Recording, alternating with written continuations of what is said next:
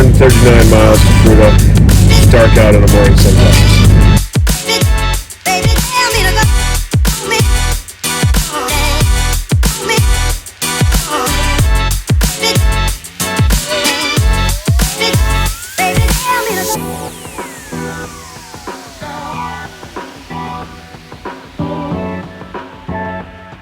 All right, training day number 1 is about learning how to operate at what speed you're comfortable with and a GPS. Using your eyes, your screen, right? You're in unknown terrain. This will replicate or, basically be like our pre-run, but what you want to do is you want to be able to move at speed comfortably. Don't push. Nobody's here to push today. It's, training day number 1 for us, and learn how to use that.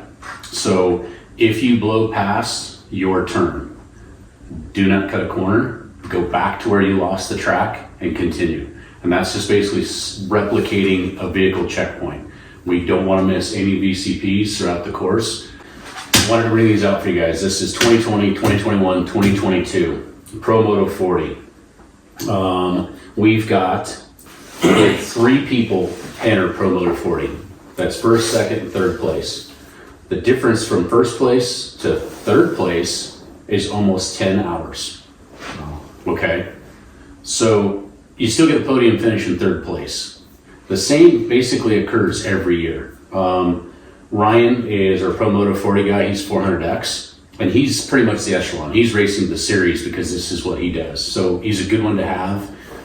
That's kind of like the guy that's going to be our focus, but we're not out to beat Ryan. We're just out to finish the race. So, giving you guys these numbers, I can tell you that mathematically, if we end up at around 1,300 miles in this race, it's the first one they've ever done from south to north, and it might very well be the biggest one, is what I keep hearing. Little ripples in the pond are saying it's going to be the biggest one they've done. So, we could be looking at almost 1,300 miles. Pace yourselves. That's all we're here to do. Pace ourselves and get from point A to point B. That's it. In 21, it was a peninsula run. They had torrential rain during this race, and it was a mud bath across the whole country. So it was a different aspect. Instead of dust, they were dealing with mud. So this particular year saw the most DNFs in most of the races. And then you'll also notice the peninsula runs bring in more people to race it. They want to do the full peninsula because it's the same as like the 1967 beginning of this, where they were running from, basically they ran from Tijuana all the way to La Paz. Oh wow. So it's a peninsula run. It represents the best of Baja. It's going to be a big one, and it's the first one from south to north. So we might have 5, 6, 8 guys in our class for this year. People don't finish. We might be one of those teams, we just don't finish. The bike breaks, one of us breaks. We just don't make the time. Because really all we're going to do is race the clock. That's it. We're just racing a clock and ourselves. And we just got to make sure that when I take the bike, at the end, the bike is running and it's good condition. Whoever's, rider number 5, the stress is gone. They relay the bike. If there's anything going on with the bike, you're going to tell the rider in front of you, hey, brakes are soft, tires need changing, whatever we got to do so that bike just keeps making it up the peninsula. So that's it. On your phones, you guys all downloaded Gaia. Yes. And I sent you nav course 1. So today we're just going to use Gaia as our mapping. This is a figure 8. So we'll go west first in a counterclockwise rotation, come back to the truck, replicate a quick fill up on your tank, and then we'll go counterclockwise around the next loop. So we're going to do a big figure 8 right back to the truck, just over 55 miles. And then you talked last night about the average speed to make the time for the race, so we can kind of practice or get used to looking at what your speed is so you can figure that out. Yep. My mind has us finishing this race. If we say there's a hypothetical, because we won't know the course until the end of September, if there's a hypothetical clock that we're racing, average I would say is going to be anywhere from 42 to 46 hours for this many miles. So we have to make it in that time frame. I think if we can average, around that 32 to 36 miles an hour average, that'll get us in at about 34 to 36 hours, maybe 38 hours. So if you're doing a stint equally divided 216 miles on 1300 or 215 miles on 1300, then you're going to have, between 6 and 7 hours to try and get your section done. So it's important that when you get to those areas that you've pre-run and you know that you can pick up your pace. It's only going to improve your overall average speed. There's not a prize for fastest. There's not a prize for slowest. There's a prize with a flight for life if we wad it up at high speed. So that's where the pre-run is going to be super handy. And that's what we're trying to replicate on these training days. We have the perfect backyard for Baja. The only thing we can't replicate here is the deep silt. We've got sand, we've got desert, we've got heat, we've got rocks, sharp edges, chunky stuff all day long, 2-track. Everything's in our backyard. We're going to send teams of 2 out today, just so you got a ladder buddy, because we're still working some of the technology is getting worked out. GPSs from Trail Tech will be in the next week or 2, we're hoping. So we're just going to get out. We're going to do a pre-run, and we're just going to have fun today.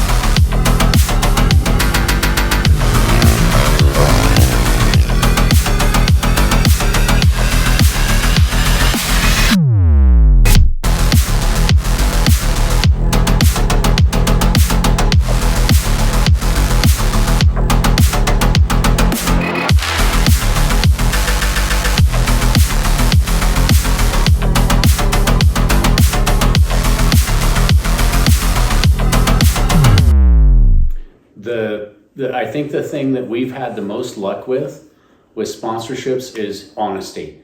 And that is, we are, and this comes with a grain of salt, we're the most underqualified team of racers to run the Baja 1000. We don't have the history, we don't have the resume, right? We're a group of guys that have known each other for 40 years. We've beat each other down, we've had fun, we beat each other up through the desert all day long, and we're underqualified when it comes to the Baja because we don't have the program set in our mind. We're not going to buy or pay for somebody to turn around and show us how to do this. We're gonna learn this whole thing on our own, and we're gonna do it together, and we're gonna have a freaking great time doing it. We're halfway there. They're nice. These got better field of view than mine. Totally. Oh, fuck. Yeah. I definitely want to get the tear off, so I definitely.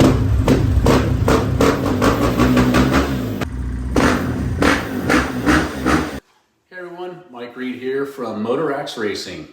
It's about time we stopped and said thank you. Thank you for everybody that's tuned in. Thank you for watching the videos, liking and subscribing them. Keep it up, you're doing a great job. We're growing at a very quick pace, so thank you. Wanted to take a second this week and do a shout out for our sponsorship group. We've pulled together a great sponsorship group already. So let's run through the list. Peak Development Group out of Denver, Colorado.